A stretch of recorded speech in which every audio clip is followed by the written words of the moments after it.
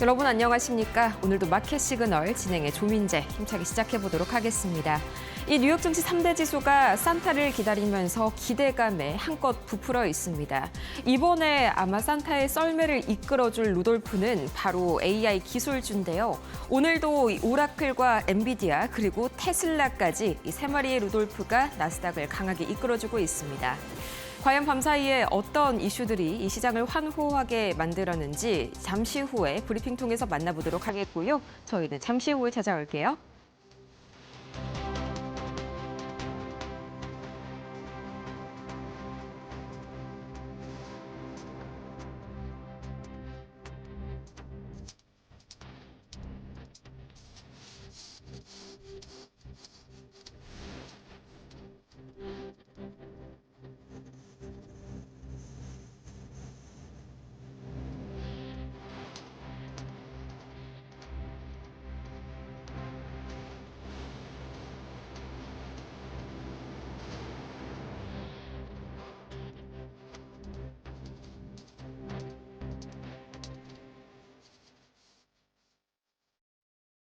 테슬라와 엔비디아 또 오라클까지 이 세 마리의 빅테크 루돌프들이 시장을 이끌어주면서 오늘 3대 지수 다시 한번 3거래일 연속 상승세를 이어가고 있습니다. 다우지수가 0.46%, 나스닥이 0.51%, 오늘은 상대적으로 고르게 상승폭을 유지하고 있고요. 또 S&P 500이 0.61% 상승하고 있는 가운데 과연 오늘 시장의 자금 흐름은 뉴욕 증시에서 어떻게 흘러가고 있을지 히트맵 통해서 만나보시죠. 빨간불이 하락불이고요. 이 초록불이 상승불인데 오늘은 전반적으로 이 중소형주들에게도 굉장히 온기가 돌고 있는 하루입니다. 내년 들어서 중소형주들이 다시 한번 이 금리 인하 기대감에 힘입어서 좋은 퍼포먼스를 보여줄 것이다. 이런 리포트들이 밤사이에 주목을 끌었기 때문이고요. M7도 오늘은 애플을 제외하면 견조한 움직임 보여주고 있는데 테슬라가 1.59%, 또 엔비디아가 1.3% 오늘 추가로 상승 이어나가고 있고요.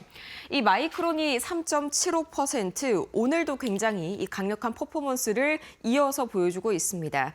이 지난주 금요일이었죠. 당시에 이 장마감 이후에 발표했었던 실적에 대한 온기가 아직까지도 AI 반도체단을 초록색으로 상승 쪽으로 물들이고 있고요. 또 이어서 오늘 오라클이 3%대 강세, 어제에 이어서 오늘까지 여전히 강한 모습을 보여주고 있는데 밤사이에 긍정적인 리포트들이 오라클의 주가를 끌어올렸습니다. 과연 어떤 이슈들이 있었는지 저와 함께 세 가지의 뉴스들 차례대로 만나보시죠. 가장 먼저 오늘 나스닥을 강하게 이끌어주고 있는 세 가지, 바로 테슬라와 오라클, 엔비디아까지 이 3중 호재가 겹치면서 다시 한번 이제 이 크리스마스 이브를 앞두고 연말 산타랠리가 찾아올 것이란 기대감이 뉴욕 증시 전반에 골고루 퍼져 있습니다. 테슬라는 이 바로 어제 이 시간쯤이었죠. 장 마감 직전에 보도가 됐었던 이 머스크 CEO에 대한 거대한 보상안이 부활했다는 소식. 또 오라클은 웰스파고에 상당히 긍정적인 리포트가 있었고요. 엔비디아는 드디어 내년 2월 달에 이 중국의 H200 칩을 납품할 전망이라는 보도가 나왔습니다. 이 잠시 후에 특징주 통해서 자세하게 본 이슈들 다뤄보도록 하겠고요. 또 이 그간 AI 섹터를 흔들었었던 게 바로 수익성 이슈였었죠. 이렇게 막대한 돈을 들임에 따라서 거기에 대한 리턴, 수익이 확실하게 보장이 되나 이게 상당히 논란이 됐었는데 이걸 상당 부분 없애준 게 밤사이에 나왔었던 오픈 AI 이슈였습니다. 이 잠시 후에 뒷판을 통해서 자세하게 만나보시죠. 이 기업용 유료 서비스의 수익성이 개선됐다라는 뉴스가 나왔는데 정확하게 보자면요. 자세한 이야기 보도록 하겠습니다. 이 컴퓨트 마진을 오픈 AI가 올해 들어서 크게 끌어올렸다는 더 인포메이션의 기사가 상당히 눈길을 끌었습니다.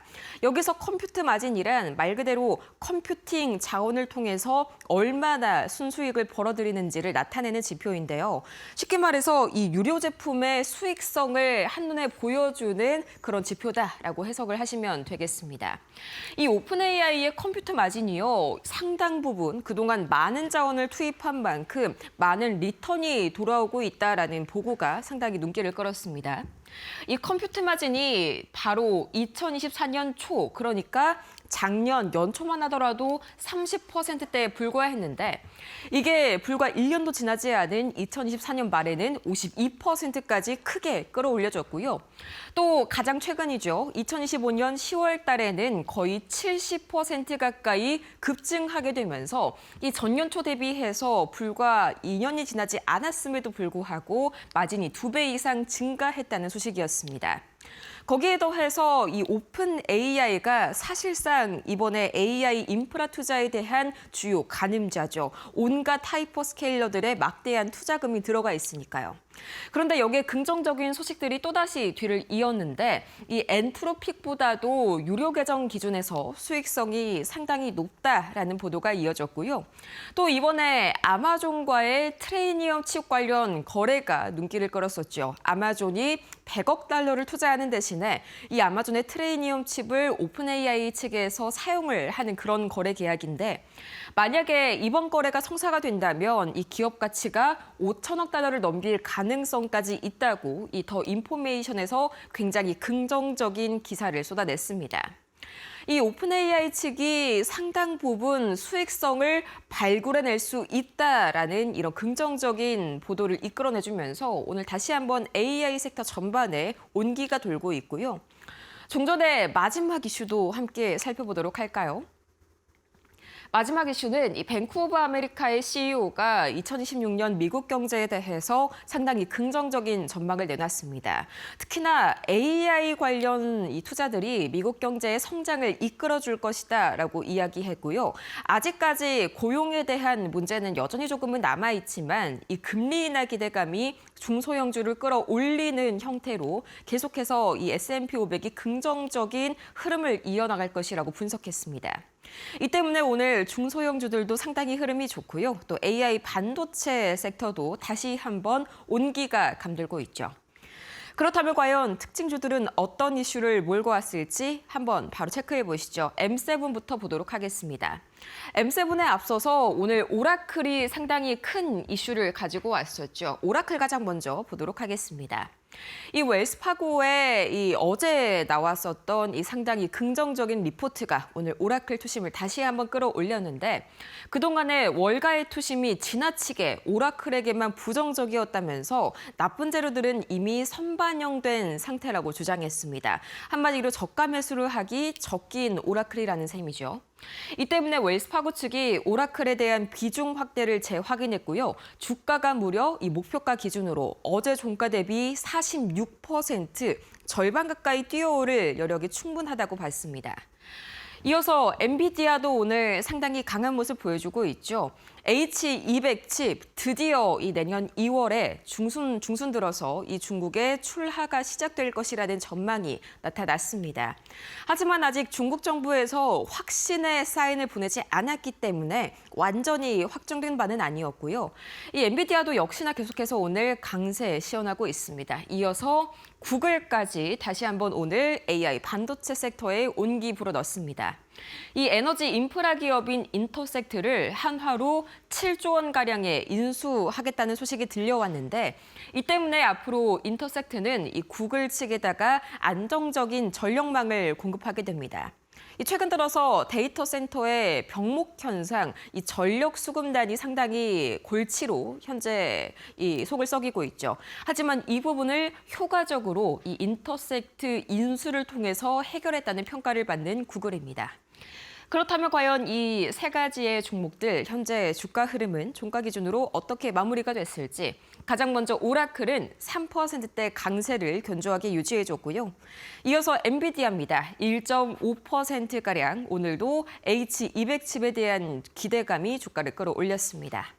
이어서 TPU의 절대 강자죠. 이 구글도 역시나 0.85% 거의 1%에 가까운 강세로 마무리가 지어졌고요. 이어서 나머지 M7 종목 상황 보도록 하겠습니다. 테슬라도 오늘은 안 보면 섭하겠죠. 이 바로 어제도 비슷하게 나왔던 이슈입니다만 워낙 강력했던 이슈였어서 오늘까지도 그 온기가 여전한 테슬라입니다. 지난 2018년에 이 테슬라 측에서 머스크에게 지급하기로 했었던 200조 원 가까이 되는 엄청난 보상안이 드디어 이 부활에 성공했습니다. 이 무려 7년 동안의 기나긴 이런 법정 싸움이었습니다. 당시 한 소액주주가 이 머스크의 보상안이 너무 과하다면서 소송을 건 것이 시작이었는데 당시에 델라웨어 지방법원이 이 보상안을 무효 처리했지만요. 이게 대법원까지 올라가서 판결이 뒤집힌 겁니다. 여기에서 관전 포인트는 당시에 주당 20달러에 불과했었던 테슬라의 주가가 현재로서 또다시 사상 최고가를 기록하면서 현재는 500달러에 육박하고 있다는 건데 이 전체적으로 봤을 때 9% 발행주의 9%를 차지하는 엄청난 지분입니다. 이 때문에 현재로서는 207조 원에 달하는 이런 가치를 가지고 있는 보상안이고요. 이 때문에 이 테슬라의 주가 오늘도 상승세를 시현하고 있습니다. 이 아마존은 뱅크 오브 아메리카에서 긍정적인 리포트를 내놨는데 이 아마존의 평균 배송 속도와 또 상품 가용성이 가장 이 동종업계 내에서 훌륭하다면서 아마존에 대한 투자 의견에 매수를 재확인했습니다. 또 거기에 애플은 오늘 M7 중에서 유일하게 하락불을 켰었죠. 이 이탈리아가 앱스토어에서 애플이 시장 지배력을 남용했다. 특히나 이 앱 개발자들에게 있어서 플랫폼을 개발하는 과정에서 독점적인 지위를 남용했다면서 한화로 약 1,700원가량의 이 상당한 과징금을 부과했습니다. 이 때문에 애플 주가는 오늘 하락을 면치 못했는데 이 세 가지의 주가 흐름 바로 체크해 보시죠. 가장 먼저 테슬라입니다. 1.56% 오늘 막판에 약간의 상승분을 반납하면서 이 약간의 상승분 반납 움직임이 나타났고요. 단 장중에 500달러에 거의 육박하는 사상 신고가 경신을 보여주기도 한 테슬라입니다.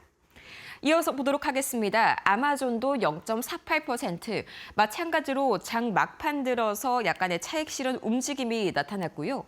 이어서 보도록 하겠습니다. 애플은 오늘 1% 이상의 낙폭을 기록했습니다. 추가적으로 오늘 반드시 알아야 할 세 가지의 특징주 상황 바로 보도록 할 텐데요. 이 워너브로스 인수전을 둔 치열한 공방 아직까지 끝나지 않았습니다. 밤사이에는 아빠 찬스까지 본격적으로 등장을 했는데 이 오라클의 CEO자 파라마운트 CEO의 아버지입니다. 이 레리 앨리슨이 인수자금을 위해서 인수자금의 40%에 달하는 60조 원을 보증하겠다라는 소식이 들려서면서 파라마운트 스카이댄스의 주가가 다시 한번 뛰어 올랐습니다. 그만큼 이 넷플릭스와 파라마운트 사이에 워너브로스를 사이에 두고 눈치 싸움이 치열하게 전개가 되고 있다는 점 계속해서 관련 주가 향방 체크해 보시면 좋을 것 같고요. 이 로켓랩 며칠 전에도 특징주에 등장을 했었습니다. 당시에는 이 미국 우주군 관련해서 위성 프로젝트를 생각보다 일찍 성공시켰다 이런 뉴스가 나왔었는데 그 덕분일까요? 드디어 이 미국 우주군의 위성 계약을 성공적으로 수주하면서 밤사이에 또다시 스카이로켓하는 주가 흐름을 보여줬고요. 또 이어서 우리에게 태양광 관련주로 유명한 이 퍼스트솔라도 긍정적인 움직임을 보여줬습니다. 이 알파벳의 인터섹트 인수전에 수혜주로 부각이 됐는데 이 퍼스트솔라는 인터섹트 측의 태양광 패널을 공급하는 공급사입니다. 지난 2022년에 첫 계약을 맺어서 내년까지 납품을 하기로 계약이 되어 있는데 오늘 구글 측이 인터섹트를 인수하게 되면서 덩달아서 함께 올라가고 있는 퍼스트솔라입니다. 이 세 가지의 현재 종가 기준 주가 흐름 바로 체크해 보시죠. 파라마운트 스카이댄스 아빠 찬스가 주가를 4%나 크게 끌어올렸습니다. 이어서 보도록 하겠습니다. 로켓랩 9.97% 거의 10%에 가깝게 주가가 급등했고요. 이어서 보도록 하겠습니다. 다음은 퍼스트솔라도 마찬가지로 6.6%가량 이 구글 이슈에 힘입어서 수혜주로 부각받았습니다. 그럼 과연 매크로지표 6가지들은 어떤 움직임을 보이고 있을지 가장 먼저 WTI 밤사이에도 거의 2% 이상, 거의 3% 가까이 올라서면서 배럴당 58달러 선을 또다시 뛰어넘었습니다. 이 미국이 베네수엘라발 유조선에 대한 제재를 강화하면서 단기적으로 이 원유에 대한 공급 우려감이 올라갔고요. 또 이어서 그나마 다시 한번 러시아와 우크라이나 간의 관계가 개선됐다는 점은 이 유가의 상방 압력을 조금은 완화시켜주고 있습니다. 이어서 원달러 환율은 여전히 1,480원대에서 크게 벗어나지 못하는 그런 모습입니다. 1,470원 선 후반을 가리키고 있는데 이 밤사이에 계속해서 엔화 약세가 좀 지속이 되고 있습니다. 거기에다가 달러 매수세까지 겹치게 되면서 원달러 환율이 8개월만 최고치를 기록했다는 소식 전해드립니다. 이 비트코인의 가격은 계속해서 좀 고전하는 움직임이 나타나고 있는데 이 4년 만에 최고치로 이 연간 수익률이 하향될 것이다라는 전망까지 나왔습니다. 장중에 8만 8천 달러 선을 무너뜨리기도 한 비트코인, 여전히 이 비트코인 ETF에서 순유출이 지속되고 있다는 소식도 악재로 영향을 미치고 있고요. 반대로 이 비트코인에 대항하는 해치 수단으로 최근 굉장히 매력적으로 부각을 받고 있죠. 금 가격은 밤사이에 또다시 사상 최고치를 기록했습니다. 중앙은행의 매수세와 ETF 자금 유입에 힘입어서 이 온스당 4,450달러 선도 넘어섰고요. 은 가격도 마찬가지로 온스당 68달러 선을 돌파하면서 사상 최고치를 기록했습니다. 은 가격과 금 가격 모두 신고가 행진을 이어가고 있는 최근이죠. 이 미국채 10년물과 미국채 2년물은 오늘도 소폭이나마 상승하는 움직임이 나타나고 있습니다. 일본의 10년물 국채 금리가 1999년 이후로 최고치를 기록을 하면서 이 BOJ마저도 금리 인상을 했음에도 불구하고 여전히 이 엔화의 약세와 또 국채 금리의 강세를 촉발하고 있습니다. 그 효과가 생각보다 시장의 전망치 대비해서 약했다는 말이겠죠.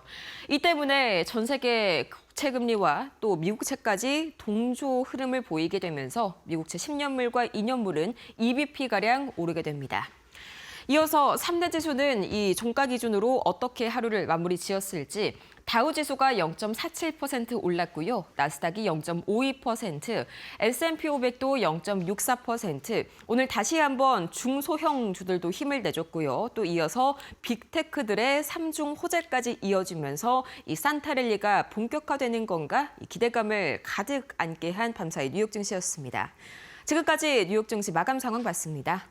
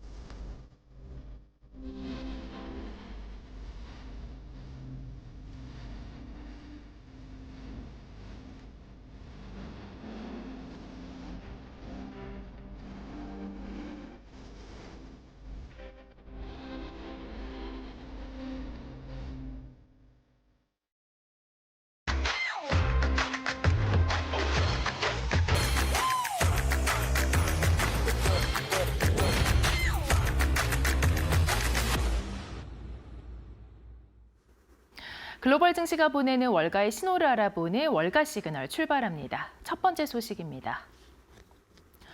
미 연준 인사들이 관세발 인플레이션 재확산 가능성에 경고음을 내고 있습니다. 베셈의 클리브랜드 연은 총재가 지금까지 연준이 3차례 금리를 인하한 만큼 내년 봄에는 조정할 필요가 없다라고 밝혔습니다. 현지 시간 27일 월스트리트 저널에 따르면 베셈의 클리브랜드 연은 총재는 관세 효과가 내년 봄쯤 공급망 전반에 반영되면 물가 흐름을 보다 분명히 판단할 수 있을 것이라고 밝혔습니다. 해맥 총재는 재계 인사들로부터 관세를 포함한 원자재 가격 상승 등의 영향으로 내년 1분기 가격 인상폭이 확대될 수 있다는 이야기를 듣고 있다며 인플레이션이 18개월째 3% 안팎에 머물러 있다는 점을 우려 요인으로 지목했습니다.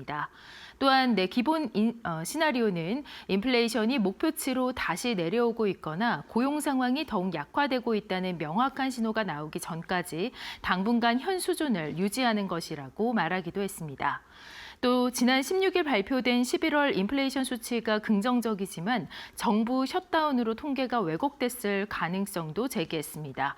실제 물가 상승률은 2.9에서 3.0%에 가까울 수 있다라는 분석입니다. 또한 금리 인하를 우려하는 이유로 중립금리 수준이 현재 일반적으로 알려진 것보다 높고 내년 경제가 견실한 성장을 보일 준비가 돼 있다는 점을 꼽았습니다. 중립금리는 경제 성장을 과도하게 자극하거나 위축시키지 않는 적정 수준의 금리를 뜻합니다. 노동시장의 불안보다 인플레이션 재확산 위험에 방점을 두고 금리 인하에 반대해온 해먹 총재가 올해는 비투표 회원이었지만 내년에는 FOMC 투표권을 갖게 되면서 정책 영향력이 커질 전망입니다. 빅테크 간 경쟁이 전력 확보 전쟁으로까지 확산되고 있습니다. 알파벳이 인터섹터라는 데이터 인프라 업체를 우리 돈으로 7조 원에 인수하기로 했습니다. 이는 데이터 인프라 전력을 선제적으로 확보하려는 행보입니다. 구글 모기업 알파벳이 데이터 센터와 에너지 인프라 기업 인터섹트를 약 47억 5천만 달러에 인수한다고 현지 시간 22일 밝혔습니다. 현금과 부채 인수 방식으로 인터섹트는 인수 후에도 독립적으로 운영됩니다. 알파벳은 이번 인수를 통해 데이터 센터 확장과 전력 확보 속도를 동시에 끌어올린다라는 전략입니다. 순다 피차이 CEO는 신규 데이터 센터에 필요한 전력을 더 빠르게 확보할 수 있을 것이라고 밝혔습니다. 구글은 이미 지난해 인터섹트의 자본 조달에 참여해 소수 지분을 보유해왔습니다. 인터섹트는 미국 전역에 수기가와트 규모 데이터 센터 구축과 재생에너지 투자 계획을 추진 중입니다. 2030년까지 재생에너지에만 200억 달러를 투자할 계획입니다. 특히 텍사스 대규모 데이터 센터 전력 복합단지 개발의 핵심 역할을 맡게 됩니다.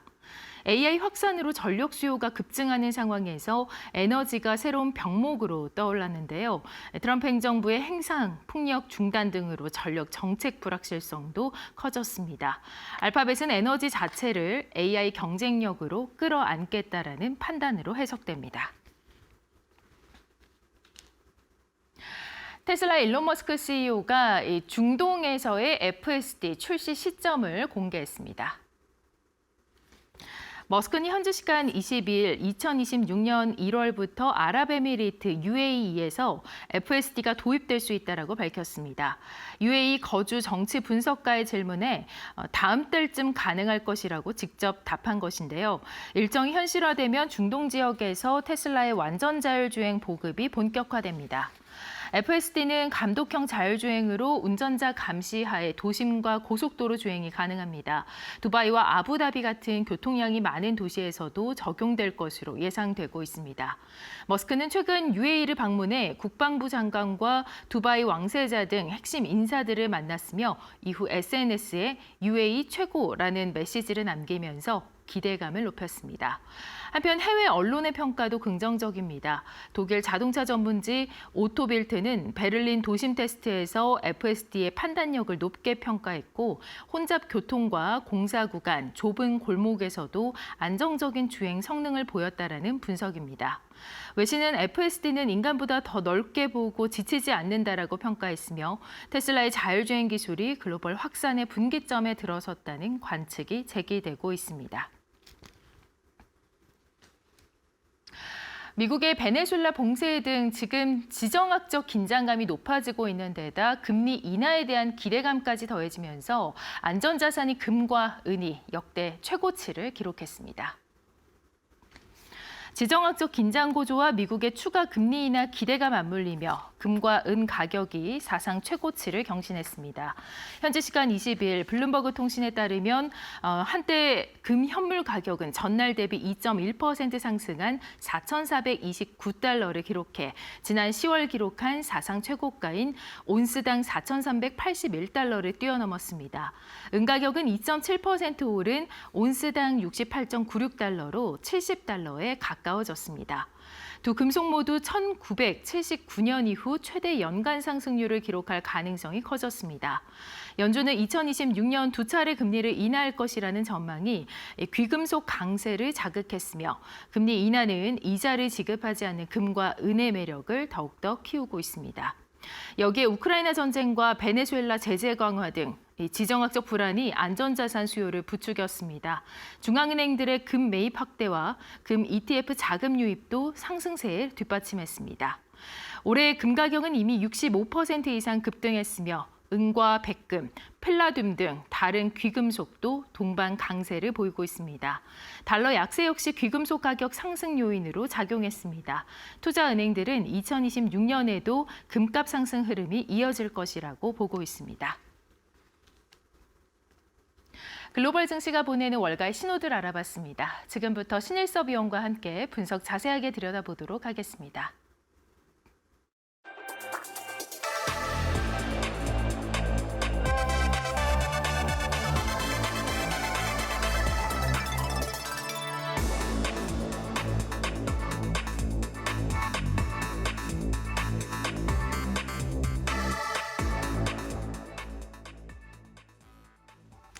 연준이 이 매파적 금리 인하라는 모순적인 태도를 취하고 있는데요. 그렇다 보니 이 연준 안에서도 상당히 의견이 갈립니다.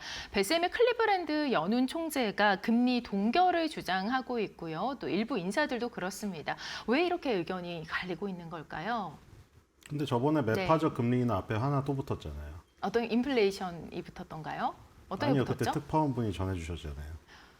잘 기억이 안 나는데 어떤 매파적 거였죠? 금리 인하랑 또 여기 반대되는 거 하나 붙였잖아요. 네. 기억 안 나세요? 네, 기억이 잘 안 나네요. 네. 온건적 매파, 온건한 매파적 금리 인하. 뭡니까 이게? 슬프도록 아름답지만 비극적인 이런 건가요? 이게 도대체 그럼 어디까지? 그럼 앞에 또 이제 또 반대를 붙여야 될 거 아니에요? 또 그러면 뭐를 붙여야 되죠? 뭔가 이렇게 끔찍한 온건한 매파적 금리 인하. 아 이거 뭐 어디까지 가야 되는지 모르겠는데 이렇게 되면은 자 일단은 자 베스 해맥 용기의 박수를 보냅니다. 그녀의 용기에. 네.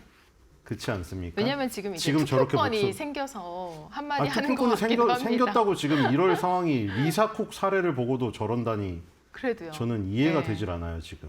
리사콕처럼 당할 수도 있고 파월 의장이 이제 임기가 만료돼서 뭐 케빈이 되던 케빈 두 명 있잖아요. 케빈 둘이 되던 누가 되던 모르겠는데 일단 파월 의장이 이제 갈아치워지면은 트럼프 입맛에 따라서 의정에 행동할 거 아니에요. 그럼 트럼프가 타겟을 다른 데로 돌릴 거 아닙니까? 제1의 타겟이 베스 해맥이 될 가능성이 큽니다, 지금. 그쵸? 지금 주구장창 지금 금리 동결 얘기하면서 매파의 면모를 뽐내고 있는데 이거 네.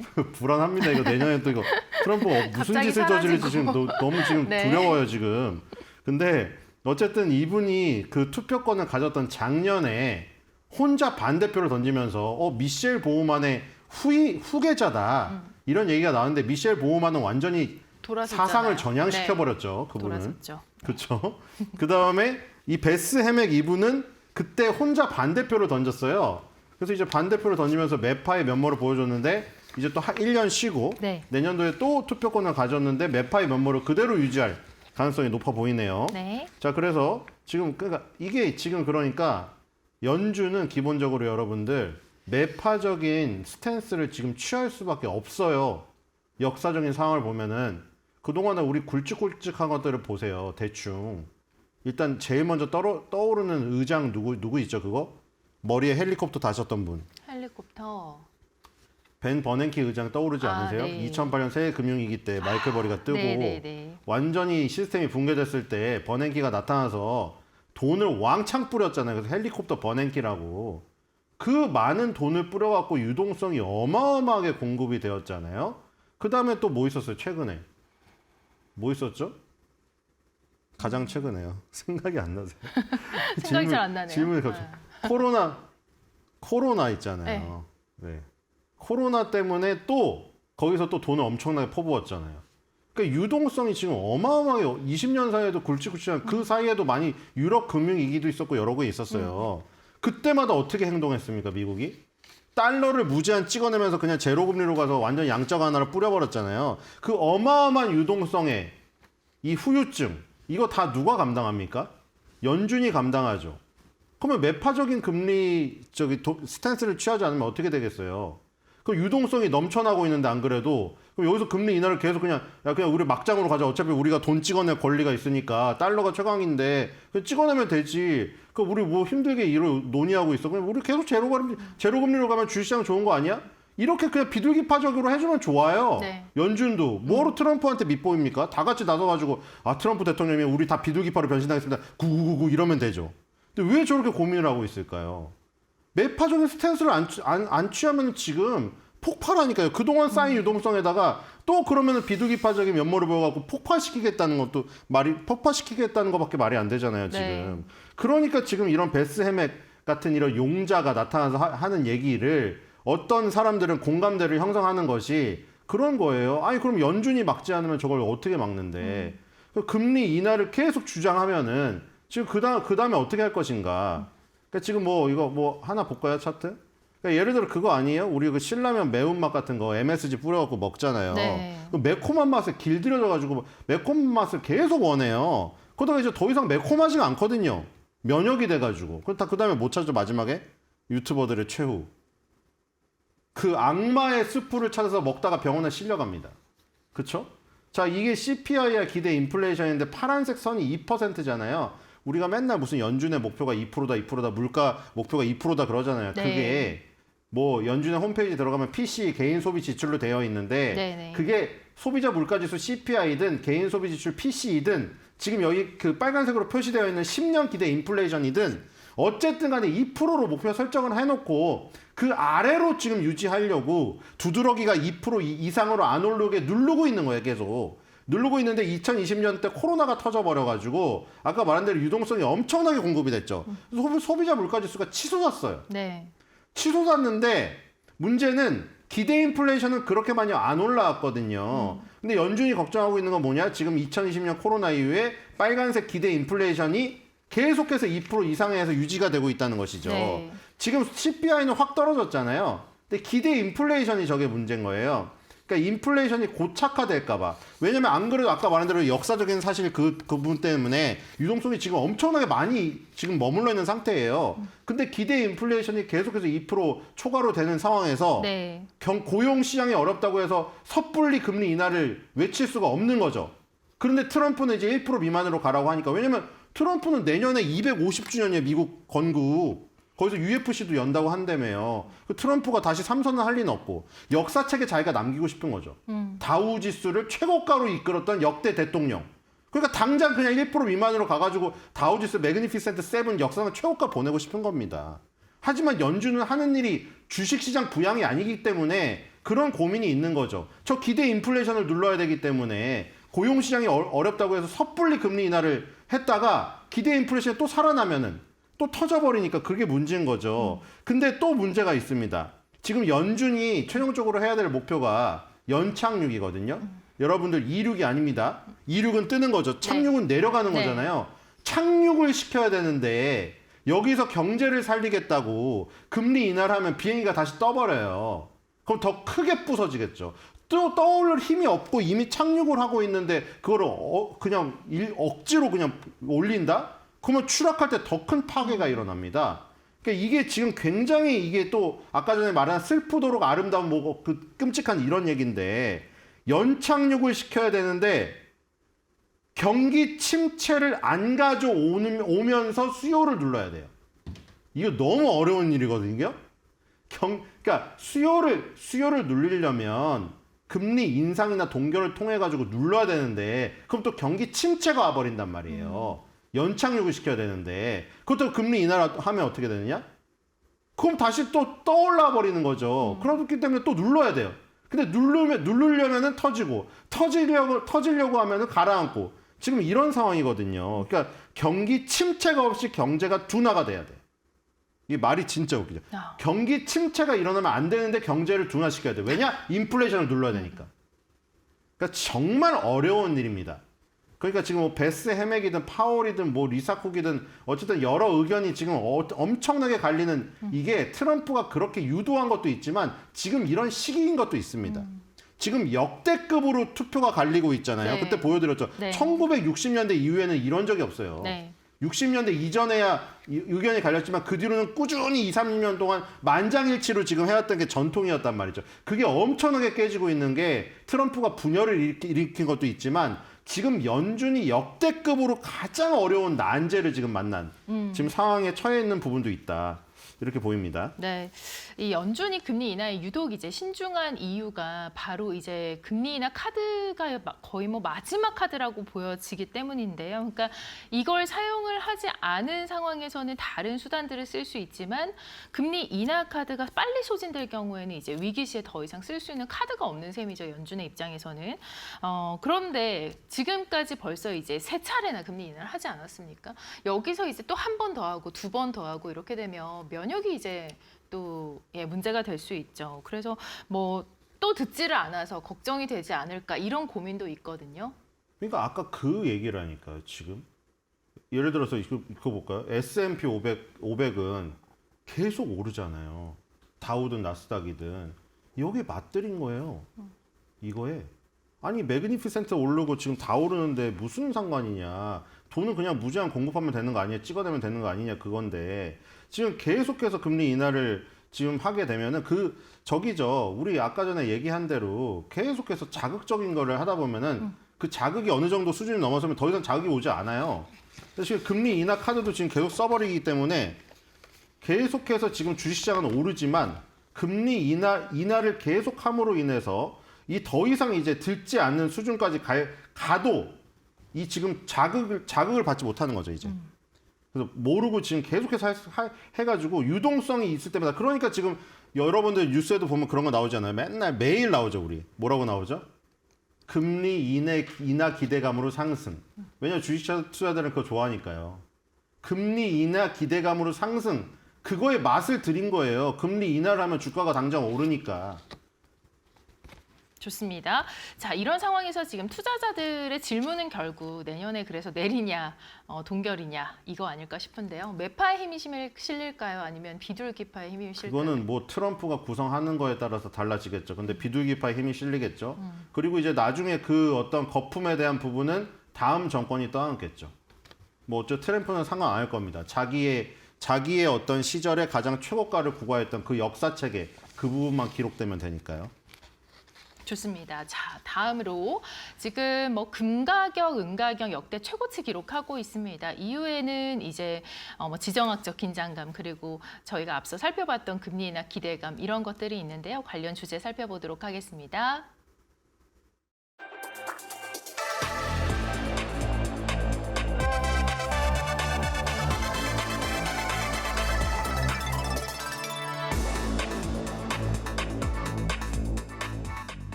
네, 금 가격 가파르게 오르고 있습니다. 이제 금리 인하 기대에 따른 인플레이션 해지 수요를 지금 이 금 가격이 오르면서 저희가 자연스럽게 떠올릴 수가 있는데요. 근데 좀 어렵습니다. 이 부분에 대한 설명이 좀 필요할 것 같고 최근 이제 뭐 상승 속도라던가 강도 이런 것들을 좀 설명하기에는 다소 좀 부족한 면이 있는 것 같은데요. 근본적인 수요 공급 원리에서 금 가격의 상승을 유도하는 원인이 무엇일까요? 일단은 지금 언론에 네. 나오는 거는 인플레이션 해지 수단이죠. 예. 그러니까 금리가 인하가 되면 유동성이 공급해서 돈의 화폐 가치가 떨어지잖아요. 그러니까 예를 들어 라면 가격이 500원에서 1,000원 올랐어요. 근데 내 월급은 안 올랐다고 쳐봐요. 그럼 내 월급이 안 올라고 가만히 있어도 내 월급은 깎인 거랑 똑같은 거란 거죠. 그럼 대체적인 금의 수요가 오르거든요. 근데 그런 부분뿐만 아니라 근본적으로 지금 금이 없습니다.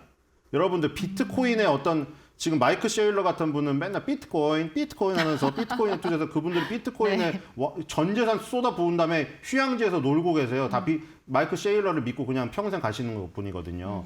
근데 그 분이 주장하는 것도 그거잖아요. 비트코인은 결국 다 채굴하고 나면 끝나는 자산이다 지금. 남지가 않은 이미 한정된 재화 내에서 지금 움직이기 때문에 근데 금도 마찬가지거든요. 지금 금이 더 이상 어떤 새롭게 발견되지 않는다고 하면은 지금 파악한 지하 매장량 그게 끝입니다. 지금 그래서 지금 현재 지상에서 이제 발견돼서 쓰이고 있는 매장량이었는데 쓰이고 있는 부분과 지하에 매장되어 있는 거를 합친 그 부분을 이제 구로 표현한 그림이 있는데 그거를 구로 표현을 했더니 백악관에 그 달려있는 그 깃발 있죠? 네. 깃발 높이만큼 된다는 재밌는 그림이 있네요. 그러네요. 트럼프가 저것도 세운 거 아시죠? 깃발 그거 세워가지고 막 노동자들 칭찬하면서 그거 생각나세요? 그거? 밑에 그 모래 넣어가지고 기둥에다가 우리 그 초등학교 때 있었잖아요. 거기 국기계양대 같은 거. 거기도 모래 채우거든요. 그래서 이거 세운 건데 보여주는 걸 참 좋아하는 것 같습니다. 그거랑 똑같아요. 네. 그랑 똑같은데 이게 보니까 지금 이 온스당 4,166달러 기준으로 해가지고 전 세계에서 채굴된 금의 가치가 29조 달러라고 하네요. 근데 여기서 일단 중요한 게 지하 재고가 그럼 얼마나 남았느냐? 지금 예를 들어서 지금의 기술 발전 속도로 향후에 모든 채굴이 가능해진다고 가정했을 때 40년 만에 다 캐고 끝난다고 합니다. 지금 여기 지금 파묻혀 있는 게 밑에 부분이잖아요. 네. 밑에 파묻혀 있는 부분을 다 판다고 하면 현재 네. 지금 당장 네. 40년 내에 다 파고 40년. 끝난다고 합니다. 그러니까 지금 공급이 제한되어 있는 거죠. 비트코인처럼. 그러니까 공급이 제한된 상태에서 저 수요, 지하 매장량은 아직 파지 않은 것이고 네. 지금 나와 있는 것까지 수요가 엄청나게 지금 폭증하고 있기 때문에 네. 가격이 계속해서 오르고 있는 것입니다. 네. 생각보다 공급이 좀 제한이 되어 있네요. 40년 미만으로 지금 나온다라고 얘기를 해주셨는데 그럼 이제 결국 가격을 밀어 올리는 것은 수요인 것 같습니다. 이 금수요는 이제 단순한 투기 자산 넘어서서 이제 굉장히 뭐 다양한 측면에서 발생을 하고 있는데 주로 이 수요는 어디에서 좀 발생을 하나요?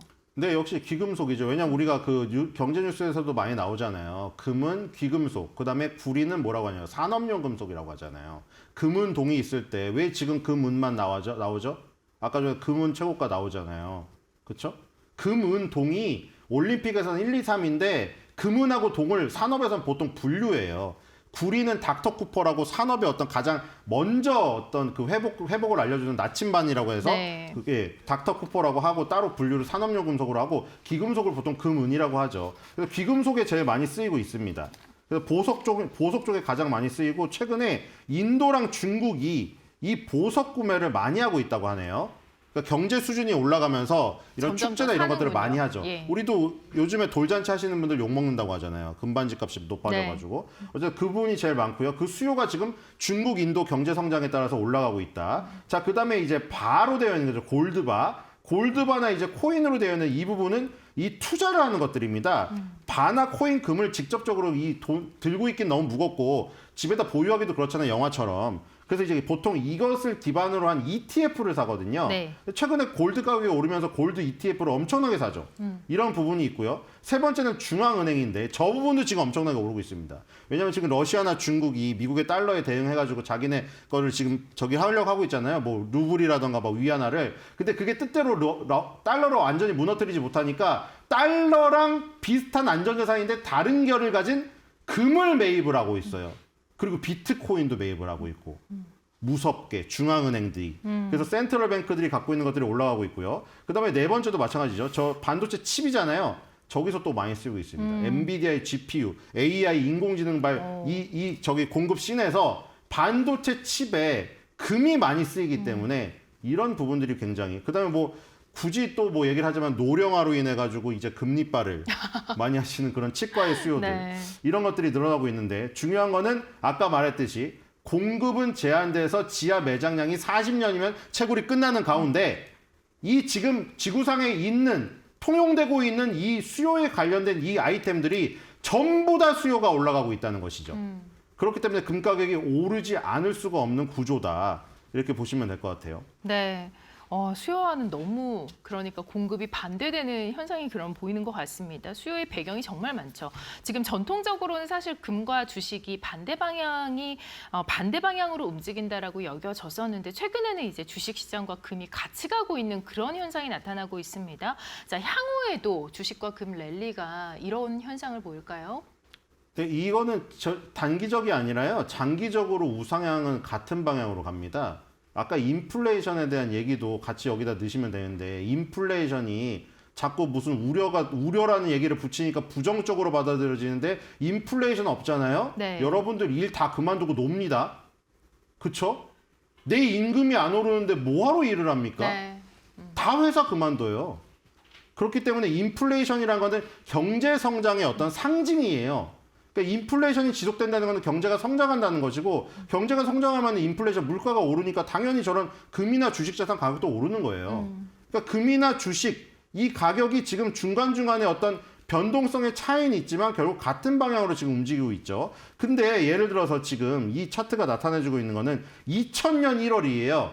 새천년이 들어선 그 시점부터 2025년도 10월 가장 최근이죠. 이때까지 예를 들어서 2000년도에 금 $10,000, S&P 500 $10,000를 똑같이 투자했을 때 어떤 지분 가치의 상승이 얼마나 있었는가를 네. 나타내는데 2025년도 10월 기준으로 금 $10,000가 25년 만에 126,596.38달러가 됐고요. 네. S&P 500은 77,495.83달러가 됐습니다. 와, 금이 그러니까 더 올랐네요. 골드의 상승률이 S&P 500을 5만 달러 이상 앞선 것으로 지금 나타나고 있죠. 그러니까 우리가 흔히 지금 그냥 네. 이론적으로 얘기하는 네, 네. 금은 안전자산이고 그리고 주식은 위험자산이라 안전자산은 성장에 조금 저기가 있다. 애로가 있다. 이것도 맞지 않는 맞지 얘기라는 걸 않네요. 알 수가 있겠고요. 네. 이거 보면 다 금 사시려고 하실 것 금부치 같은데요. 절대 팔지 마시고 평생 가져가시기 바랍니다. 네, 좋습니다. 자, 오늘도 전반적인 월가의 매크로부터 종목까지 자세하게 들여다봤습니다. 신일서 위원과 함께했습니다. 고맙습니다.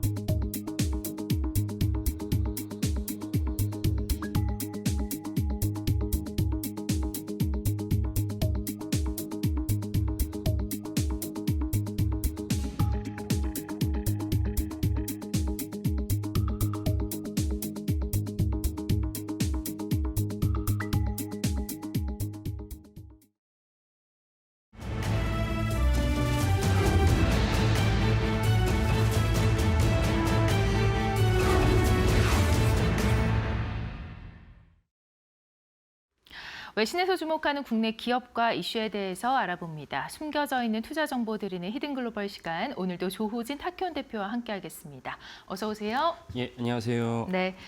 자, 오늘도 두 가지 헤드라인을 준비했는데요. 먼저 첫 번째 헤드라인 함께 만나보겠습니다. 네, 니케이 아시아의 보도입니다. HD 현대중공업 페루와 잠수함을 공동으로 개발을 한다. 그리고 이 부분이 이제 처음 사례로 가시화가 되고 있습니다. 자, 일단 최근에 니케이 아시아라는 신문에서 우리나라 이 정보를 굉장히 많이 전해주고 있는데 특히 이제 국내 조선업 정보 많이 전해주고 있죠. 자, 지금 보시면 HD 현대중공업 페루와 차세대 잠수함 공동 개발 계획을 했다. 계약 이행 시에는 첫 잠수함 수출 성사가 이제 전망이 되고 있고요. 이제 여기에는 국방부와 해군의 지원이 있었고 또 중남미 방산 협력의 앞으로도 확대가 될 것이다라는 그러한 내용입니다. 자, HD 현대중공업 페루와 함께 이 잠수함 공동 개발에 나섰는데 자, 그 배경을 좀 설명해 주시면 좋을 것 같아요. 예, 그 남미에도 당연히 방산이 필요하고 네. 일단 해군이 필요하기 때문에 남미 알다시피 대부분 다 이제 한쪽에서는 태평양, 한쪽은 대서양을 끼고 있습니다. 그러니까 넓은 바다를 갖다가 끼고 있기 때문에 페루는 태평양을 끼고 있죠. 그래서 이제 해군이 필요한데 그 페루에서 해군의 잠수함이 필요해서 형식적으로는 이제 HD 현대중공업과 공동 개발한다는 내용이지만 당연히 실질적으로는 이제 HD 현대중공업이 페루 정부에서 잠수함 수주를 받아서 거기서 아마 이렇게 저렇게 해가지고 우리도 예전에 그렇게 했듯이 일정 이상 이제 페루에다가 이제 기술 이전을 하는 그런 어떤 조건으로 하기 때문에 단순하게 잠수함 수주가 아닌 공동 개발을 하기로 했다. 이렇게 이제 형식적으로 타이틀을 달았다라고 이제 생각을 합니다. 네, 좋습니다. 자, 실질적으로 이렇게 수주를 하면 기술 이전이 포함된다라는 얘기인데요. 이거 상당히 중요한 게 아닙니까? 예, 기술 이전이 필요하고 우리도 사실은 처음에 기술 이전을 받으면서 당연히 많은 분들이 아시겠지만 넓은 백사장에다가 정주영 현대그룹 창업주가 가서 500원짜리 거북선을 보여주면서 조선선을 갖다 만들었는데 참 만화 같은 얘기입니다.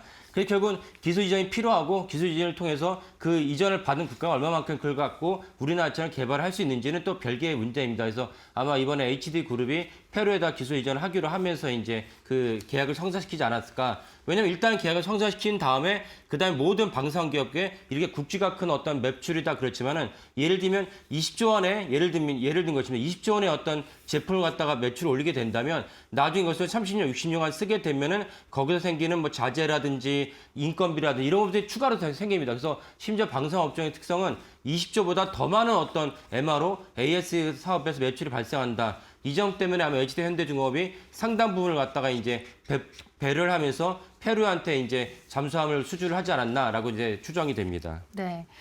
자, 니케이가 이거를 보도했다라는 것은 결국은 이제 안보적인 측면에서 굉장히 중요하다라고 아마 해석을 했기 때문이다라고 보여지는데요. 자, 여기에 이제 필리핀에 이어서 인도까지 중국 팽창 때문에 어떻게 보면 해군 증강에 굉장히 힘을 가속화시키는 그런 움직임입니다. 예. 네. 그 저희 코너를 꾸준히 보신 분들은 아시겠지만 이전에 니케이가 어떤 보도를 했다고 말씀을 드렸냐면 하나오션이 호주의 이제 오스탈에 대한 지분을 추가로 획득하겠다는 것을 니케이가 보도했습니다. 근데 니케이 보도하면서 약간 불안한 어떤 눈초리로 보도를 했죠. 왜냐면 오스탈에다가 이미 이제 미쓰비시 중공업이 중요한 어떤 기술 이전을 해놨기 때문에 그렇다면 하나오션이 오스탈의 지분을 획득함을 통해서 하나오션의 목적은 오스탈이 이제 호주의 오스탈이 미국 방산에 대해서 이미 거점을 마련한 거긴 심지어 조선소도 갖고 있습니다. 그래서 그런 기업을 통해서 인수를 하겠다는 것인데 그러면 당연히 이제 우회적으로 미쓰비시의 어떤 기술을 하나오션이 가져올 수 있는 그런 어떤 경로도 됩니다. 그래서 그걸 니케이가 불안한 눈초리로 이제 보도를 했고 이번에 제가 불안한 눈초리는 없고 그냥 밋밋하게 이제 건조하게 이제 드라이하게 보도를 했습니다. 하지만 우리나라 기업에 대한 보도를 니케이가 연일 보도했다는 자체가 니케이가 역시 우리나라 방산 기업에 대해서 주시하고 있다. 우리나라 조선업이 단순한 어떤 커머셜 상선의 상업력 선박을 넘어서서 방산으로 이제 그 발돋움 많은 그런 계기를 니케이가 사실은 자국의 언론에 알려주겠다. 이렇게 이해하시면 되겠습니다. 그 아까 말씀드린 대로 그 인도가 있는데 니케이가 또 언급하지 않았지만 FT가 뭐를 언급했냐면 인도가 엄청나게 땅덩이 크지 않습니까? 땅덩이 크는데 다 바다입니다. 선면이. 바다인데 저희가 예전에 이제 필리핀의 HD 현대중공업이 거점을 마련해서 조선소의 도크를 갖다 늘린다라고 말씀을 드렸는데 이번에는 또 하나 무엇이냐면은 인도의 엄청난 이 땅덩이가 다 바다 둘러싸여 있는데 거기에 중국과의 긴장 관계에 있어서 인도가 해군을 갖다가 대폭 키우려는 어떤 노력을 하고 있다는 것이 FT가 이제 보도를 했습니다. 지금 화면에 보이신 대로 간단하게 설명을 드리면은 그 파란색에 있는 것이 이제 인도 자국의 어떤 해군 기지라든지 해군과 관련된 중요한 거점 도시입니다. 빨간색은 무엇이냐? 그 중국이 이제 그 홍해를 넘어가야 되니까 홍해를 넘어가는 인도양 근처에 중국의 거점인 도시되는 그 지역을 갖다 표시한 것입니다. 그러다 보니까 불가피하게, 불가피하다 많이 맞는 표현이 맞는지 모르겠지만 중국이 사실 인도 전체를 감싸는 형국입니다. 그러니까 인도는 중국이 이제 공산주의 국가고 사실 말이 안 통하는 국가이기 때문에 불안한 나머지 해군에 대해서 증강하려고 한다는 것이 이제 FTA 보도입니다. 그러다 보니까 사실 중국과 그 인도의 마찰과 그 갈등이 고조되는 상황이다. 이런 점에서 또 보시면 좋겠습니다. 네, 당연히 중국의 물동량 상당수가 인도양을 통과한다라는 것도 좀 포인트가 되겠는데요. 예, 맞습니다. 그래서 네. 전체적으로 이제 그 전 세계 석유 물동량의 66%가 이제 인도양을 거치게 됩니다. 뭐 거기에 이제 우리나라도 포함되고 중국도 포함됩니다. 그리고 중국만 기준으로 본다면 중국의 물동량 상당수가 인도양을 통과하는데 이게 얼마나 많이 통과하냐면 전체 상품 무역의 90%가 해상 무역을 통해 이루어지고 있으면서 대부분이 인도양을 통과한다. 그러다 보니까 인도 양을 갖다가 중국이 신경 쓰지 않을 수밖에 없다. 아까 말씀드린 대로 그 심지어 그 파키스탄과 방글라데시 그다음에 이쪽에 섬나라가 있는데 모리셔스와 세이셸도 역시 이제 중국이 발빠르게 해군 기지를 건설했다는 것입니다. 참 놀라운 사실이죠. 우리가 보통 모리셔스, 세이셸로 우리나라에 인지되는 것은 무엇이냐면 유럽에 있는 많은 사람들이 신혼여행의 천국 이런 지상 낙원이 없다라는 것으로 이제 아름다운 해변과 절경으로 이제 모리셔스가 세이셸이 알려져 있지만 중국은 그게 아니고 인도양의 어떤 거점을 마련하고자 아프리카에 붙어있는 모리셔스와 세이셸까지 해군기지를 건설했다는 것입니다. 그러니까 당연히 인도 입장에서는 신경이 쓸 수밖에 없고 여기에 대해서 갈등이 이제 고지되고 있다라고 이제 FT가 보도를 했습니다. 네, 인도 입장을 보면은 자국의 해군을 분명히 이제 늘리고 싶을 겁니다. 그러나 아직까지 이 인도의 수준을 봤을 때는 조선업에 있어서는 좀 명함을 내밀지도 못한 그런 수준이 아닌가 싶은데요. 네, 그렇죠. 그래서 인도도 당연히 이제 지난번에 저희가 이제 HD 현대중공업이 HD 그룹이 인도에다가 울산판 어떤 기지를 만들고 싶다라고 이제 보도를 해드린 적이 있습니다. 그래서 그 보도를 통해서 HD 현대중공업이 가장 당면한 과제인 도크를 늘리고 싶다. 울산이 세계 최대 조선소가 있지만 그럼에도 불구하고 도크가 아직 포화 상태죠. 포화 상태니까 미국에서 불어오는 어떤 새로운 어떤 수주를 한 것도 어렵고 그다음에 필리핀의 어떤 수주를 하기 위해서 필리핀에 이제 수빅 조선소를 활용하겠다라는 맥락에서 또 하나 이제 인도에다 도크를 건설하겠다고 말씀을 드렸는데 그렇다면 그때는 당연히 인도에다가 HD 그룹이 도크를 건설하고 울산판 인도를 만들겠다. 그래서 당연하게 이제 그 HD 그룹만 진출할 뿐만 아니라 많은 기자재, 부품업체도 동반 진출하겠다. 그래서 인도판 그 울산판 현대조선을 만들겠다고 보도를 해드렸는데 이번에 이제 보도를 갖다가 연결해 본다면 당연히 인도가 이제 중국의 어떤 팽창을 했다가 위협을 느낀 나머지 자국의 해군을 갖다가 증강시키겠다. 그러면 당연히 인도랑 현대 HD그룹이 밀접한 관계를 맺고 있으면 거기에 당연히 잠성을 건조할 수 있다. 그러면 그런 맥락에서 HD 현대중공업이 또 한 번의 어떤 그 상승할 수 있는 모멘텀이 되겠다라고 여겨집니다. 인도라는 땅덩이 너무 넓다 보니까 그 GDP도 되게 많죠. 그리고 세계 최고의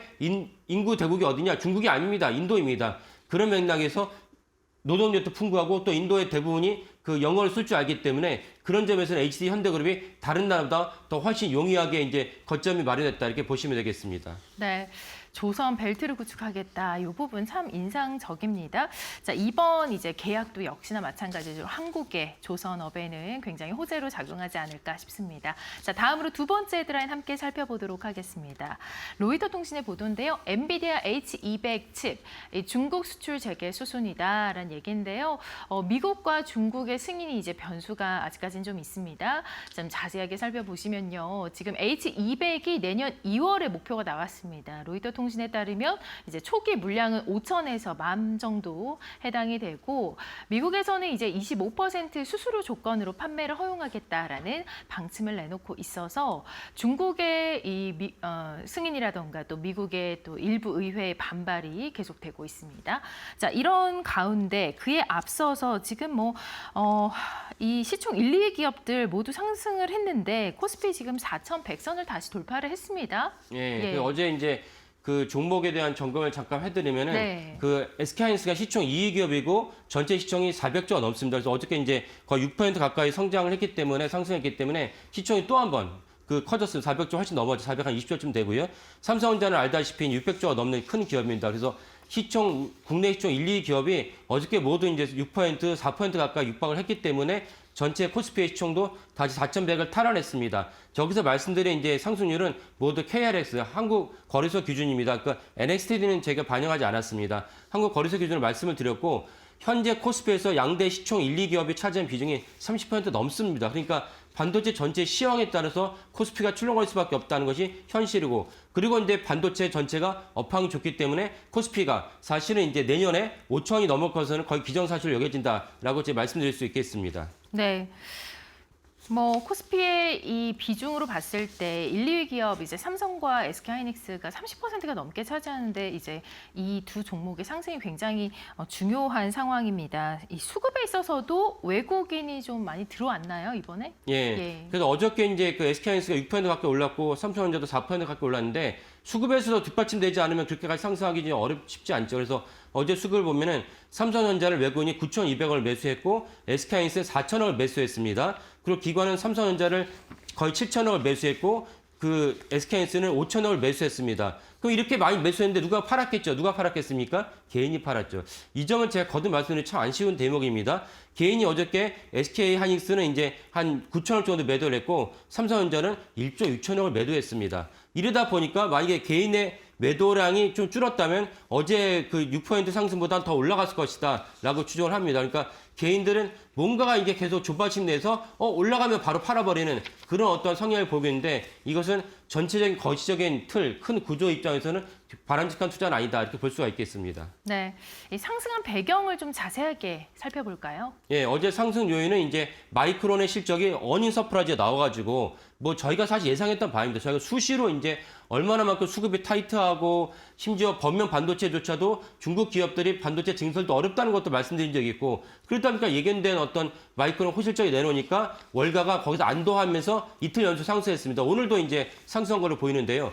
그러다 보니까 우리나라 시장에도 이제 온기가 전해지면서 우리나라 시장에도 삼성전자랑 이제 하이닉스가 이제 올라갔습니다. 그 두 번째 이유가 좀 전에 말씀드린 엔비디아의 HBA를 갖다가 중국에 납품할 수 있겠다는 것이 이제 보도가 나왔고, 그러면서 이제 시장이 또 점진적으로 이제 시장 정서가 좋아지면서 어저께 SK하이닉스랑 삼성전자가 많이 상승했습니다. 그 H100에 대해서는 사실 삼성전자 납품한 적 없기 때문에 이 삼성전자가 보다 SK하이닉스가 어제 상승폭이 더 크지 않았나라고 이제 추정이 됩니다.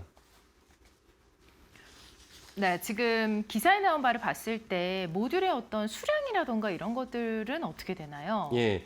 그 로이터 보도를 자세히 좀 말씀드린다면 2월 중순 음력 설 이전에까지 AI 칩을 갖다가 H칩을 갖다가 납품할 수 있을 것이라고 보도를 했습니다. 그래서 한 5,000개에서 10,000개 정도의 모듈을 납품할 수 있다. 그러면 5,000개에서 10,000개의 모듈이면 반드시 무엇이 있어야 되느냐? 이제는 다 아시겠죠? HBM 있어야 됩니다. HBM 있어야 되는데 HB 호퍼 시리즈에 삼성전자 납품한 적이 없습니다. 오직 SK하이닉스가 한 90% 정도, 마이크론이 10% 정도 차지했기 때문에 이 납품에 대한 수혜는 당연히 SK하이닉스가 오롯이 이제 반영되지 않을까 싶습니다.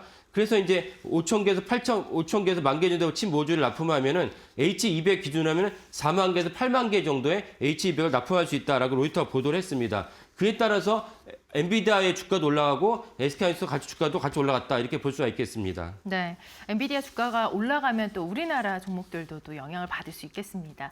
자, 그런데 이제 문제가 이제 미국과 중국의 승인 변수인데 지금 뭐 미국 정부가 승인을 하는데 의회가 싫어하고 있죠. 예. 예. 그러니까 중국을 견제하려는 어떤 움직임은 단순하게 행정부만의 문제가 아니고 의회도 너무 싫어합니다. 그러니까 미국 전체가 중국을 너무나도 싫어한다 이렇게 보시면 되겠습니다.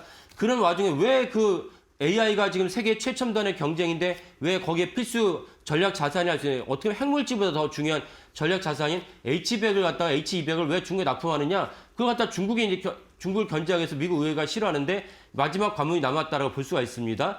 거기에 대해서 이제 그 블룸버그가 중요한 보도를 어저께 했는데 1년 동안에 어떤 그 있었던 일을 결산하면서 미국 의회에 대해서 승자가 엔비디아를 꼽았습니다. 그러니까 그 젠슨왕이 제품 개발도 잘하지만 의회를 상대로 로비도 잘한다라는 맥락입니다. 그래서 젠슨왕이 어떤 사진을 대문짝하게 실으면서 미국 의회가 사실은 최우선 순위로 미국 기업에다 먼저 납품하는 법안을 갖다가 발의를 통과시키려고 했는데 젠슨왕이 가서 막았다는 것입니다. 그러니까 자국의 어떤 미국 기업 말고도 다른 나라에도 납품할 수 있고, 다른 나라는 결국은 이제 중국을 말하는 것이죠. 다른 나라에 납품할 수 있는 길이 열렸다는 관점에서 어저께 블룸버그가 보도를 했습니다. 그런 어떤 보도의 맥락을 봤을 때 젠슨왕의 어떤 로비라고 봤을 때 미국 의회도 충분히 설득할 수 있지 않을까. 중국 당국은 일단 우리 H100 받아와도 안 받을 거야 라고 얘기하지만 안 받을 리가 없다고 봅니다. 왜냐하면 밀수를 통해서도 엄청난 다각도를 통해서 H 시리즈를 갖다가 중국이 확보하고 혈안이 돼 있었기 때문에 주겠다는데 안 받을 리가 없겠죠. 그래서 이 점은 결국은 해결되지 않을까라고 전망을 합니다. 네, 위너스 엔비디아라고 적혀 있네요.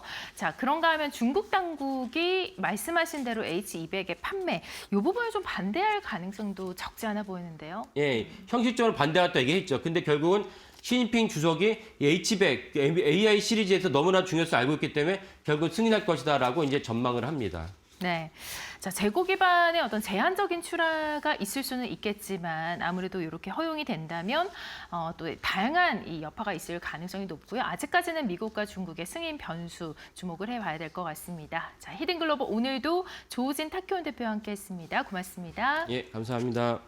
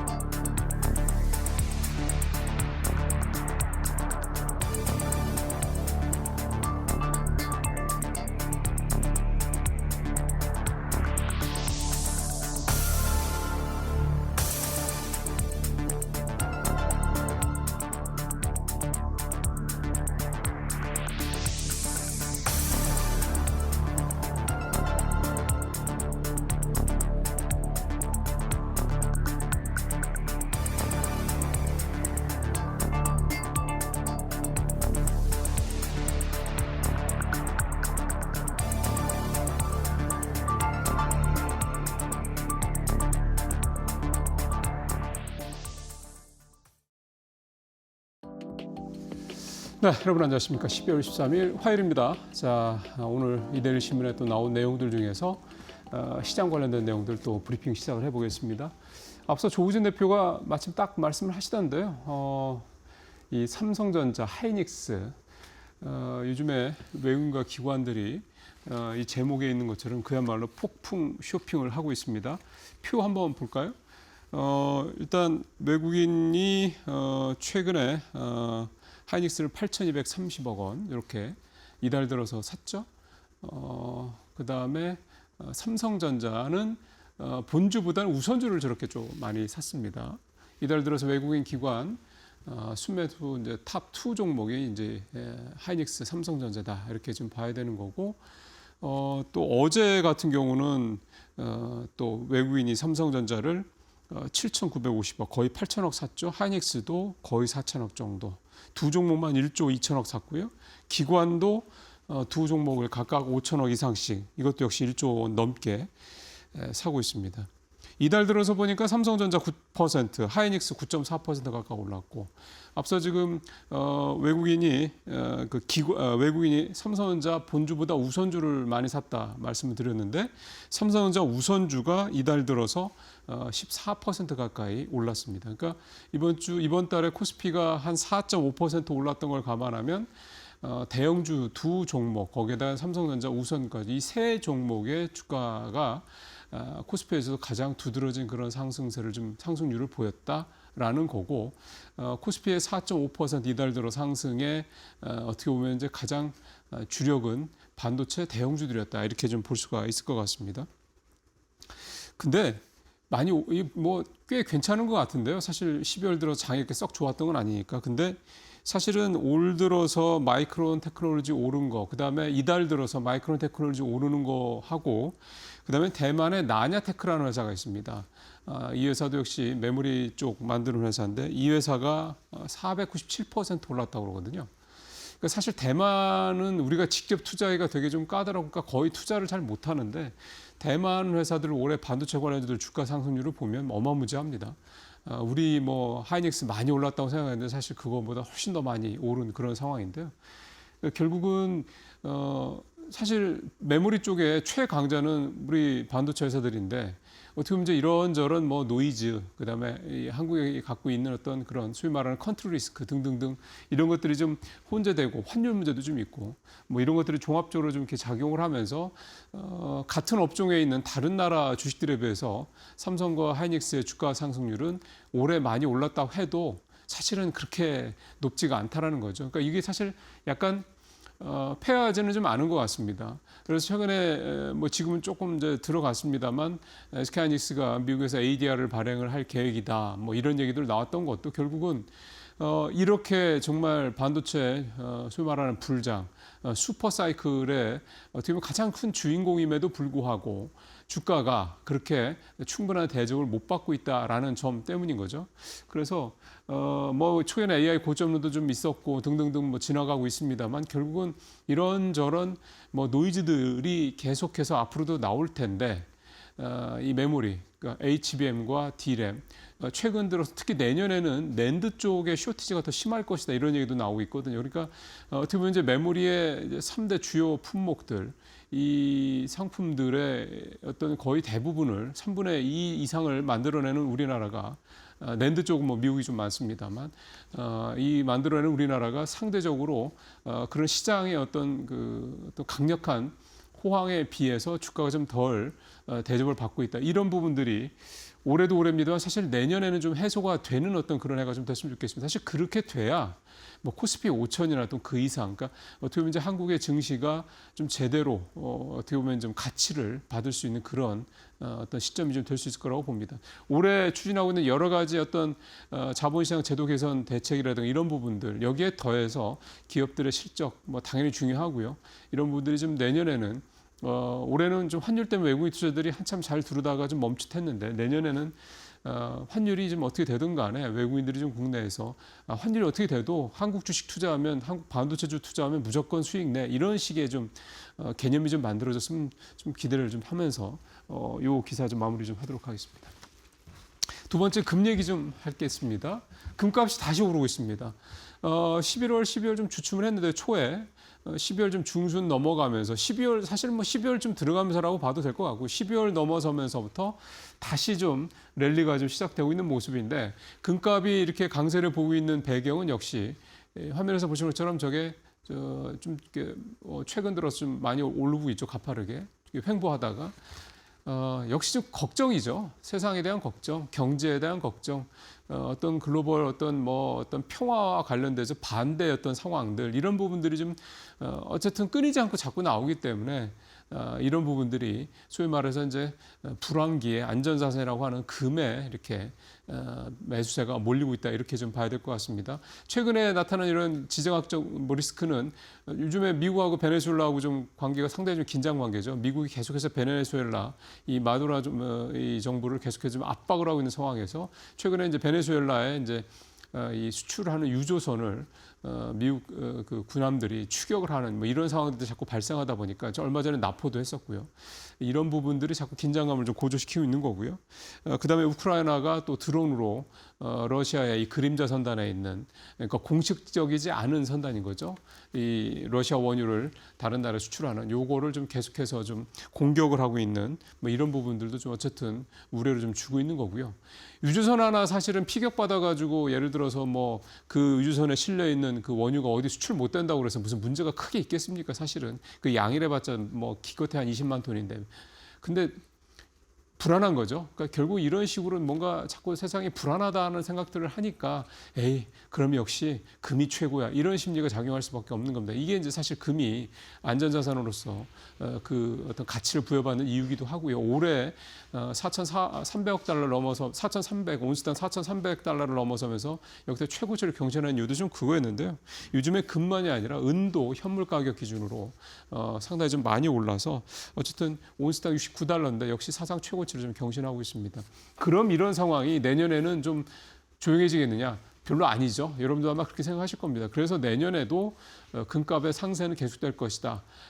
골드만삭스인가요? 여기에서는 내년에 이 금의 가격이 온스당 4,900달러까지 갈 것이다. 이렇게 전망도 좀 나오고 있습니다. 특히 내년에 또 미국의 좀 중간 선거까지 있는 달이기 때문에 해이기 때문에 아무래도 이런 부분들이 조금 더 뭐 여러 가지로 좀 조용하지는 않겠죠. 그런 부분들도 역시 금값에 반영이 될 수 있겠다. 이렇게 볼 수가 있겠습니다. 자, 세 번째 기사는 배당 얘기 좀 해보겠습니다. 요건 사실 그냥 되게 그 정보 차원인데요. 배당 이제 받아야죠. 배당 받으려면 언제까지 주식을 사야 되냐, 그 날짜가 있습니다. 일단 기본적으로 12월 결산 범위들은 한국결제 예탁결제원에서 12월 26일까지 주식을 사야지 배당을 받을 수 있다. 이렇게 딱 못을 박아서 공지를 했습니다. 근데 배당 관련해서 일부 기업들 같은 경우는 우리가 배당 주는 시기를 언제까지다 이렇게 개별적으로 공시를 하는 경우들이 있습니다. 그래서 이 배당을 특히 중요하게 생각하는 분들 또는 지금 주식을 갖고 있거나 또는 배당을 좀 받으려고 주식을 지금 막판에 주가 좀 떨어졌을 때 좀 살려고 하는 분들 이제 배당도 받고 나중에 주가가 이제 올랐던 거 반등을 했을 때 차익도 좀 확보하겠다 이제 이런 이제 투자 전략인 거죠. 이런 분들 같은 경우는 개별적으로 내가 가진 종목에 이 배당 관련 공시가 있는지 여부를 확인해야 됩니다. 아마 대부분 공시가 나왔을 겁니다. 연말이기 때문에. 그래서 그런 것들 좀 확인을 하셔야 되고요. 그다음에 주주총회 참석하려고 하는 생각을 가진 투자자분들 계시지 않습니다. 이런 분들 같은 경우도 역시 내 회사가 이렇게 별도의 공시를 하는지 배당 관련된 또 정기 주주총회 관련된 공시를 하는지를 잘 봐야 되고 또 주소도 12월 26일까지 확실하게 좀 정리를 해서 공지를 해놔야 됩니다. 그래서 내 주소 혹시라도 이사하거나 이런 것 때문에 바뀌는 분들은 나중에 정기 주주총회 이 참석 통지서를 이제 받을 때 내가 이제 이사가 전 주소지로 갈 수가 있는 거니까 그런 부분들도 요 연말에 꼼꼼하게 잘 챙기셔야 되겠다. 그 내용이 좀 되겠습니다. 배당 얘기 나와서요. 요 기사를 하나 좀 찾아왔습니다. 어제 파미데일리라고 그래서요. 이데일리의 제약바이오 관련된 유료 콘텐츠 기사가 올라가는 사이트가 따로 있거든요. 파미데일리에서 이제 공개가 된 그런 기사인데 주당 배당금 알짜 제약사가 어디냐 보니까 이제 명인제약, 녹십자 뭐 이런 회사들이 눈에 띄는 그런 내용입니다. 여기 표 한번 보시죠. 이게 올해께 아직 결정이 안 됐기 때문에 이제 작년 기준으로 2024년 기준으로 이렇게 했습니다. 주당 배당금, 순이익, 배당 중에 배당 성향 쭉 있죠. 유한양행이 역시 대표적인데 배당 성향이 무려 53%나 되죠. 그 다음에 명인제약도 있고. 근데 재밌는 거는 녹십자는 계속 적자인데 배당 성향이 이렇게 좀 줄어들었습니다. 배당 성향도 좀 그렇고요. 배당 총액이 171억이나 된다라는 거. 배당 총액이 상당히 좀 많은 그런 회사 중에 좀 하나고요. 그 다음에 명인제약 올해 이제 상장도 했죠. 근데 녹십자가 지난 3분기에 흑자 전환을 했습니다. 그래서 이렇게 적자일 때도 배당을 좀 하던 회사들이 흑자 전환하고도 배당을 더 할 거냐. 그게 바이오업계에서는 관심사라 이런 얘기도 나오고요. 역시 이제 배당만 넣고 보면 확실히 유한양행이 좀 두드러지죠. 좋은 종목들. 유한양행은 또 계속 이 렉나자 요게 계속 로열티가 들어오니까 그런 부분도 좀 있고. 역시 배당은 좀 매출이라든가 이익이 좀 안정적으로 잘 나오고 있는 그런 회사들 중심으로 생각을 하시면 될 것 같습니다. 이제 작은 회사들이 한때 배당 많이 했다가 또 그 다음에 실적 쪼그라들면 배당 또 거의 안 하거나 확 줄고 또 이런 경우도 많기 때문에 배당은 좀 안정적으로 좀 큰 회사들 그다음에 안정적인 수익원이 있는 그런 기업들 중심으로 하시는 게 좋지 않겠나 생각이 듭니다. 마치겠습니다.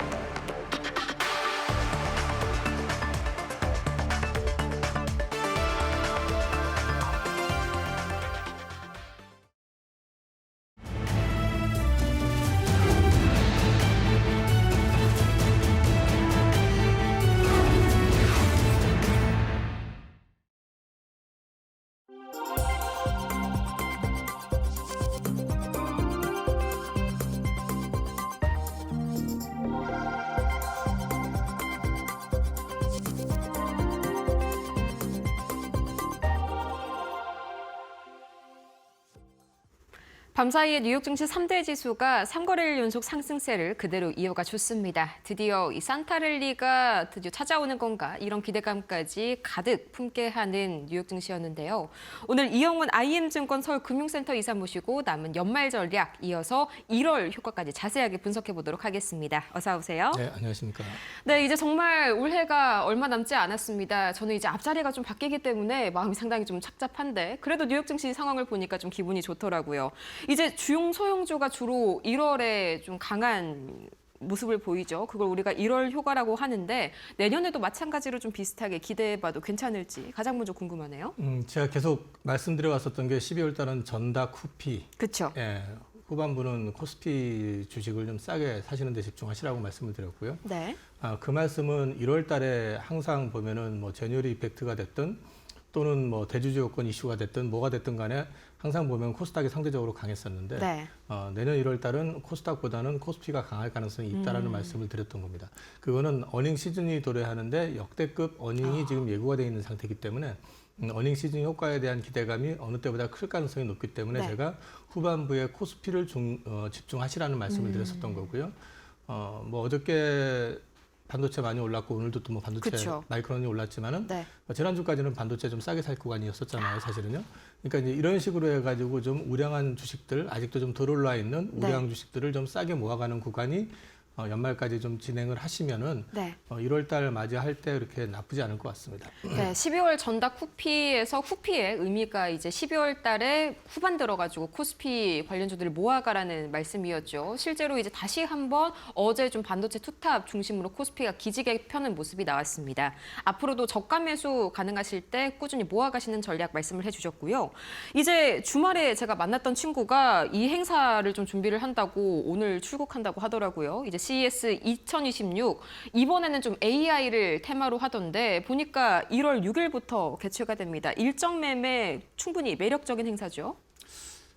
일정 매매 제 스타일은 아니기 때문에 네. 좀 그렇긴 한데 어쨌든 이번에 좀 집중하고 있는 거는 내년 연중에 주목을 받을 가능성이 있는 섹터들이다라는 측면에서는 그쵸. 관심을 가져야 됩니다. 이번에 이제 그 네건 캐치프레이즈가 이노베이터 쇼업이라고 돼 있던데 네. 거기에 이제 AI, 로보틱스, 디지털 헬스케어, 그다음에 모빌리티. 여기에는 이제 모빌리티라고 하는 건 자율주행하고 자율주행이죠. SDV, 네. 전동화 관련돼 있는 쪽 이런 쪽으로 이제 연결이 돼 있기 때문에 이쪽과 관련돼 있는 부분이 내년에 연중에 이슈가 될 가능성이 높고 실제로 보시면 네. 지금도 보시면 이제 휴머노이드 쪽이라든지 이런 쪽이 굉장히 주목을 받고 있잖아요. 아직은 우리가 실체가 있냐 없냐 논란은 있긴 하지만 네. 어쨌든 지금 글로벌하게 보면 이쪽의 어떤 상용화 가능성에 대한 것들이 많이 부각이 되고 있고 또 특히나 AI가 과열이네 버블이네 얘기가 나오는 걸 갖다가 조금 사업적으로 확장을 시키기 위해서 네. 포커싱하고 있는 섹터 중에 하나가 휴머노이드 쪽입니다. 피지컬 AI 쪽. 그렇죠. 그래서 이제 이런 쪽의 어떤 상용화 가능성 이런 것들이 부각이 될 시기이기 때문에 이쪽에서 좀 집중적으로 다루고 있는 것들은 네. 단기적으로 모멘텀으로만 보실 게 아니라 내년 연간을 놓고 한번 관심을 가지고 지켜보실 만하다 그렇게 네. 말씀드릴 수 있을 것 같습니다. 그럼 다시 한번 좀 주목해야 될 테마를 정리를 해보자면 AI, 이 로보틱스 특히나 휴머노이드 쪽, 그다음에 모빌리티 쪽에서는 자율주행이랑 SDV 이렇게 한번 좀 섹터들이 움직일 수가 있겠네요. 이제 또 로봇 트렌드가 상당히 또 주목을 받고 있는데 뭐 최근에는 하드웨어 중심으로 좀 많이 강했지만 슬슬 좀 약간 클로버 쪽 같은 소프트웨어 쪽도 좀 반응이 나오더라고요. 이 로봇 섹터 2026년 전망 어떻게 판단하실까요? 분명히 이제 우리나라의 주요 그룹사들이 이제 사업을 구체화하는 움직임이 나오고 있거든요. 네. 그 삼성 같은 경우는 그 엔비디아하고 협업하겠다고 공식적으로 발표를 했고요. 휴머노이드 관련해서. 보스턴 다이내믹스는 그 조지아 공장의 실제 그 아틀라스 투입 얘기가 나왔고 그렇죠. 양산에 대한 얘기도 나왔고 또 지난주엔가 독일의 유통회사하고 공급 계약도 맺은 게 발표가 났고요. 이런 것들을 놓고 봤을 때는 내년엔 분명히 가시적인 어떤 모습이 보일 것 같아요. 그렇게 네. 되면은 조금 더 움직임은 구체화될 것 같은데 과연 이걸 밸류를 어떻게 잡을 것이냐 또는 어떻게 추격을 해야 될 것이냐에 대한 딜레마는 있을 것 같습니다. 근데 네. 다만 제가 말씀드리고 싶은 거는 올해까지는 사실은 좀 약간 뜬구름 잡듯이 휴머노이드 외국에서 특히 중국이랑 미국에서 움직임이 있을 때마다 그렇죠. 테마주처럼 움직였었다고 그러면 그 가운데서 실체가 있는 회사들, 주요 글로벌 빅테크라든지 또는 우리나라의 주요 기업들하고 협업이 이루어지고 있는 특히 액추에이터와 관련돼 있는 회사라든지 네. 이런 쪽과 관련돼 있는 쪽의 어떤 핵심 기업들 같은 경우는 내년에도 움직임이 여전히 꾸준할 가능성이 있다는 점에서 봤을 때 삼성그룹이라든지 또는 현대차그룹 그리고 LG그룹 네. 이쪽하고 플러스 해가지고 지분을 갖고 있거나 아니면 협업하고 있는 회사들에 대해서는 계속적으로 관심을 가져보실 만하다. 아, 네. 이 액추에이터 그러니까 하드웨어 쪽의 일부죠. 이쪽은 상당히 좀 실체가 어느 정도 굳어져 있는 회사들이 많습니다. 그 부분 위주로 내년에도 계속해서 긍정적인 전망 유지를 해주셨고요. 일정 매매를 별로 안 좋아한다고 하셨지만은 그래도 이걸 빼놓을 수가 없겠죠. 세계 최대의 바이오 투자 행사입니다. 이 JP모건 헬스케어 컨퍼런스 1월 12일부터 시작이 되는데 이번에 이 산업부에서 보고서 낸 걸 보니까 키워드를 한 3가지 정도 잡았더라고요. AI랑 GLP-1, 이 위고비 관련 성분이죠. 그다음에 ADC 이 3가지 중심으로만 보면 괜찮을까요? 일단 올해 우리나라 증시를 핫하게 움직였었던 거는 비만 쪽이었었잖아요. GLP-1 쪽이었었다고 하면은 이게 이제 GIP 쪽으로 확장이 되면서 조금 더 커질 수는 있는데 네. 우리는 사실은 신약 개발보다는 플랫폼 기업들이 많기 그렇죠. 때문에 그쪽에 대한 부분도 있긴 하겠지만은 내년에는 우리가 JP모건 헬스케어에서 지금 중요시 보고 있는 건 AI하고 네. 또 하나는 ADC였잖아요. 그렇죠. 이쪽과 관련되어 있는 부분에 대해서 관심을 좀 가져보실 필요가 있을 것 같다. 그렇게 좀 말씀을 드리고 싶고 네. 이쪽 관련해가지고 최근에 상장된 회사들 가운데서도 실제 기술하고 글로벌 딥팜하고의 협업이 구체화된 기업들도 있고요. 그쵸 있잖아요. 그다음에 또 이것들이 조금 더 실체가 드러날 수 있는 회사들이 실제로 잠재되어 있는 플랫폼 기업이라든지 이런 것들이 네. 있기 때문에 내년도에는 저는 비만 쪽보다는 오히려 그쪽에서 네. 기대를 해볼 수 있지 않을까 싶어가지고 네. JP모건 헬스케어는 사실은 그것 때문에 단기 어떤 기간 매매, 일정 매매 하시는 분도 계시지만 네. 중요한 거는 우리나라의 주요 그 바이오 테크들이 그 주로 큰 빅딜을 한 데가 거기거든요. 뭐 네. 사노피하고 라이센스 아웃을 계약했었던 ABL 바이오도 그랬었고 또 그 알테오젠도 역시 첫 번째 그쵸. 에러가 거기서 나왔었고요. 그렇기 때문에 이런 부분들에 대해서 어느 쪽으로 시장이 관심을 갖고 있는지 또 어떤 업체가 참여하고 있는지 모니터링 하시고 그쪽에서 어떤 성과가 나온지를 추적하시다 보면은 네. 의외의 큰 성과가 거기서 나올 수도 있지 않을까 싶습니다. 이 바이오 이야기가 나와서 말인데요. 요새 진짜 뭐 IPO 시장이 바이오만 묻었다 하면 뭐 따따블을 가지 않습니까? 근데 저는 그 안에서 실체가 있는 종목도 있지만 없는 종목도 있지 않을까 약간 이런 우려감도 있더라고요. 관련해서 이 신규 공모주 좀 전략 같은 게 있을까요? 제가 다 보지는 않았고요. 네. 이제 최근에 상장된 회사들 몇 개를 봤는데 제가 본 거는 사실은 이제 그 글로벌 빅팜으로 라이센스 아웃이 된 기업들을 봤기 때문에 네. 그것들은 이제 내용들을 훑어보고 지금도 뭐 상한가 계속 가고 있는 회사도 있는데 네. 실체 있습니다. 기술적으로 봤을 때도 충분히 경쟁력 있는 회사들이기 때문에 네. 그런 것들은 괜찮게 보는데 네. 말씀하신 것처럼 뭐 그 가운데 또 뭐가 섞여 있을지는 모르겠어요. 근데 그렇죠. 과거보다는 그래도 어느 정도 걸러지지 않았을까 하는 생각은 합니다. 네. 그래서 사실은 이제 그 전에 상장될 때 보면은 그 글로벌 빅팜하고 에로 계약이 돼 있는 것들은 없었거든요, 거의. 네. 근데 이제 최근에 보면은 이미 한 회사들이 상장이 되고 있잖아요. 그렇죠. 동향이 많이 바뀌었죠. 그래서 동향이 좀 많이 바뀌었다. 이전에는 왜 보면은 우리가 잘 알지도 못하는 중국 기업 쪽으로 라이센스 아웃한 네. 경력이 있다 어쩌다 해가지고 상장해놓고 그냥 흐지부지 그쵸. 뭐 이렇게 되는 경우들도 많았는데 지금은 실제로 그런 것들이 우리가 알만한 유수한 그 글로벌 빅팜하고 그 계약을 해가지고 같이 연구 개발을 하고 있는 회사들이 많이 올라오니까 그런 회사들을 한번 열심히 추적 관찰해 보시는 것도 나쁘진 않을 것 같아요. 네, 정 자신이 없다라고 하면은 뭐 보호예수 풀리고 나서 그때 한번 저가 매수 들어가는 것도 나쁘지 않은 전략일 것 같습니다. 이제 이어서 밤 사이에 큰 이슈가 하나 나왔습니다. 이 삼성전자의 HBM4가 뭐 엔비디아 차세대 AI 칩에서 테스트 1위를 거머쥐었다. 이런 뉴스가 또 굉장히 눈길을 끌었는데 이게 뭐 HBM4 시장에서의 큰 지각 변동을 불러올 만한 그런 뉴스로 보실까요? 여태까지 우리가 매스컴을 통해 가지고 그런 얘기들 많이 접해봤지만은 네. 실체에 대한 부분은 확인을 못했잖아요. 그렇죠. 이거는 뭐 엔비디아에서도 확인해줄 일이 없죠. 어디가 네. 1등이고 너는 2등이고 너는 3등이야라고 얘기해줄 일도 없을 거고. 그렇죠. 그러니까 이런 거는 큰 의미를 부여하실 필요는 없고요. 다만 이제 삼성전자가 지금 HBM4를 퀄 테스트를 봤는데 네.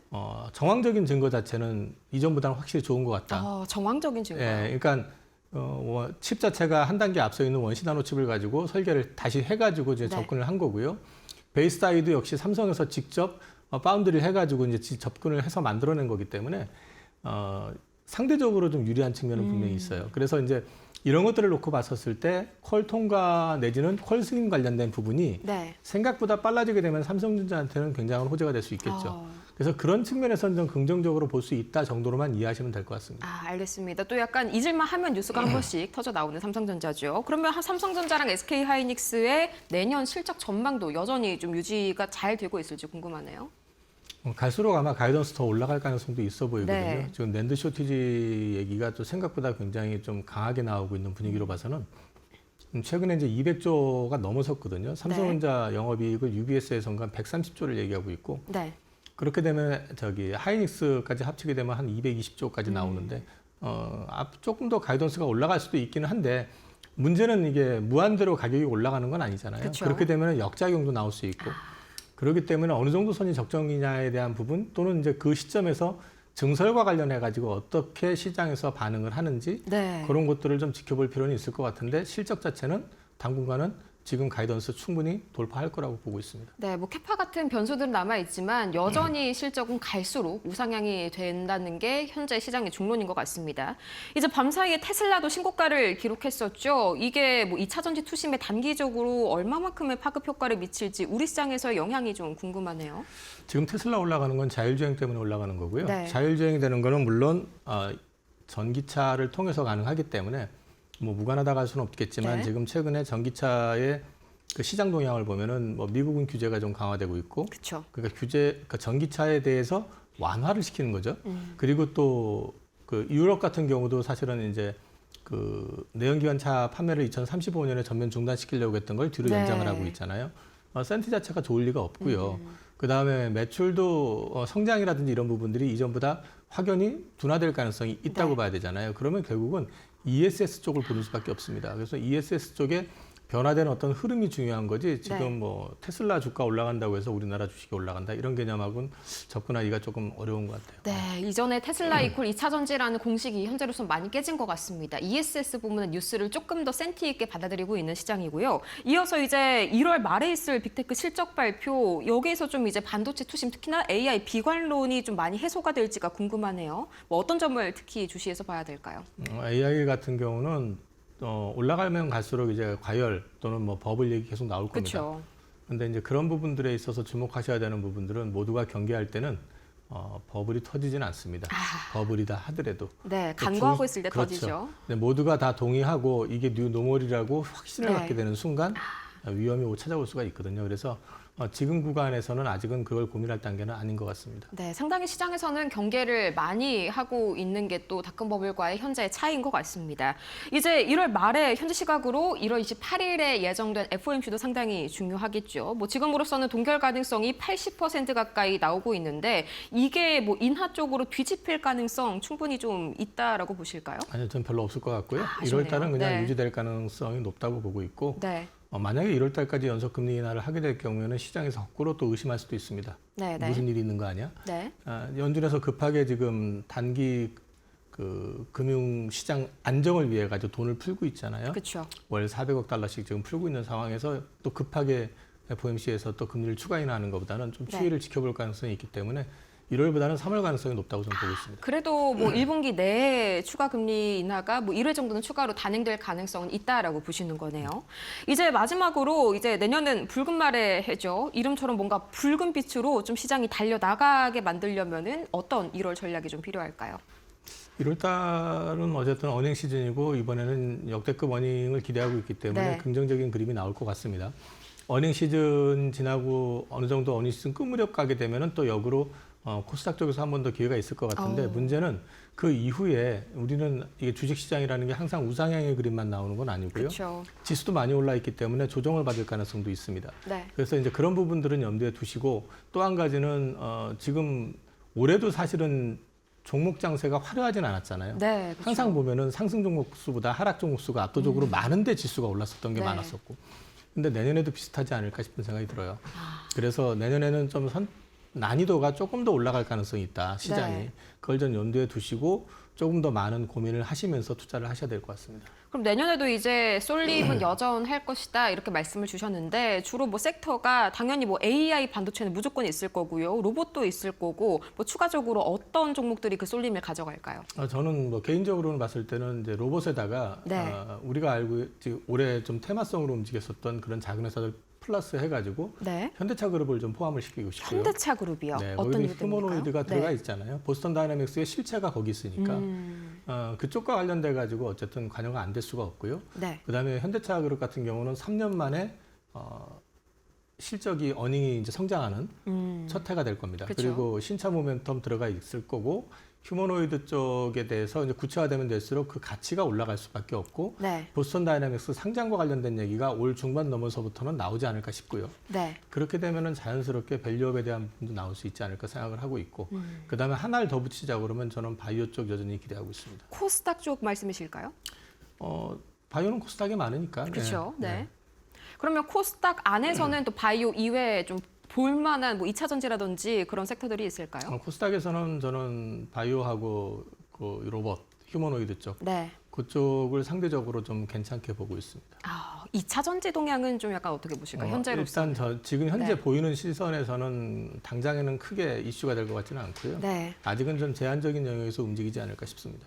그럼 코스닥 전략을 좀 한마디로 표현을 하자면 어떻게 한번 정리를 할 수가 있을까요? 코스피는 모아가라고 하셨잖아요. 네, 코스닥은 뭐 이번에 만약에 또 거래소 쪽으로 집중이 되게 되면 우리나라는 좀 쏠림이 심하니까 네. 거기에 좀 부정적인 영향을 받는다고 그러면 좋은 회사들 같은 경우는 좀 싸게 모아갈 기회가 될 수 있겠죠. 네. 그러니까 양동 작전을 펼치시는 게 맞을 것 같아요. 그러니까 양동 거래소 작전이요? 주식이 급등한다고 거기에 막 집중하시는 것보단 네. 급등할 때는 서서히 코스닥 쪽에서 많이 빠져가는 우량한 회사들 있잖아요. 그쵸. 바이오, 검증된 바이오라든지 이런 회사들에 대해서 조금씩 적점에 모아가시는 전략도 나쁘지 않을 것 같습니다. 네, 좋습니다. 이렇게 해서 이영훈 IM증권 서울금융센터 이사 모시고 자세한 내년 전략까지 세워봤습니다. 좋은 말씀 고맙습니다. 오늘 저희가 준비한 소식은 여기까지입니다. 오늘도 함께해 주신 여러분 고맙습니다.